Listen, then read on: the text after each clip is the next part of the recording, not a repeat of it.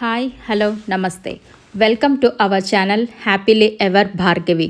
ఎలా ఉన్నారండి? అందరూ బాగున్నారా? మీరంతా బాగున్నారని ఆశిస్తూ బాగుండాలని కోరుకుంటూ ఇవాళ వీడియో స్టార్ట్ చేస్తానండి. ఈరోజు నేను మీకు వెన్న తీయడం చూపిస్తానండి. జనరల్గా వెన్నని మజ్జిగ చేసే కవ్వంతోనో ఈ మధ్యకాలంలో అయితే మిక్సీలోనో వేసి తీస్తున్నారు కదండి.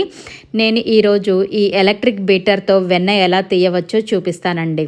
నార్మల్గా అయితే ఈ బీటర్ని కేక్స్, విప్పింగ్ క్రీమ్ చేయడానికి మాత్రమే ఉపయోగిస్తుంటారు. కానీ ఈ బీటర్తో వెన్న ఎలా తీసుకోవచ్చో ఈరోజు చూసేయండి. ఇది నేను యూజ్ చేసే బీటర్ అండి, ప్రెస్టేజ్ కంపెనీది. దీనిని నేను 5 ఇయర్స్గా వాడుతున్నానండి.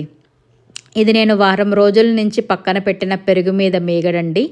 ఈ మీగడంతా వేరే గిన్నెలోకి తీసుకొని ఈ బీటర్ బ్లేడ్స్ మునిగేలాగా వాటర్ తీసుకోవాలండి.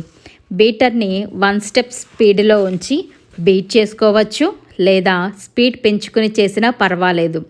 కానీ స్పీడ్ ఎక్కువ పెంచినా ఆ మజ్జిగ డ్రాప్స్ అనేవి బయటికి స్పిల్ అవుతూ ఉంటాయి. కాబట్టి నేనైతే ఎప్పుడూ 1 స్టెప్ స్పీడ్లోనే ఎప్పుడూ బీట్ చేస్తూ ఉంటాను. ఈ మధ్యకాలంలో హోమ్ మేడ్ కేక్స్ చేయడానికి చాలామంది ఇలాంటి బీటర్స్ తీసుకుంటున్నారు. అలాంటి వాళ్ళు ఓన్లీ కేక్స్ మాత్రమే కాకుండా ఇలాంటివి కూడా ఈజీగా చేసుకోవచ్చు అని ఈ వీడియో చేస్తున్నానండి. వీడియో లెంతీగా ఉండకుండా వీడియోని స్పీడ్లో పెట్టానండి. చూడండి, చూస్తుండగానే మీకు తెలుస్తుంది కదండి వెన్న ఎంత చక్కగా వస్తుందో. అయితే వాటర్ ఎక్కువగా వేస్తే మజ్జిగ వేస్ట్ అవుతాయి అని మీరు అనుకోవచ్చు. కానీ ఆ మజ్జిగ ఏమీ వేస్ట్ కావు. వాటిలో ఉప్పు, అల్లం, పచ్చిమిర్చి, జీలకర్ర లాంటివి దంచి వేసి హ్యాపీగా మీ ఫ్యామిలీ అంతా తాగేయవచ్చు. అందులోనూ సమ్మర్ కదండి, ఈ మజ్జిగని ఫ్రిడ్జ్లో పెట్టుకొని తాగితే ఇంకా హాయిగా అనిపిస్తుంది. ఇదిగోండి వెన్న తీసేశాక వచ్చిన మజ్జిగ. వీటిని నేను ఫ్రిడ్జ్లో పట్టి తాగేస్తాము. ఇక చూడండి, ఇది వెన్న. చూడండి ఎంత బాగా వెన్న వచ్చిందో. నేను ఎప్పుడూ వెన్న ఇలాగే తీస్తూ ఉంటానండి. చాలా బాగా వస్తుంది.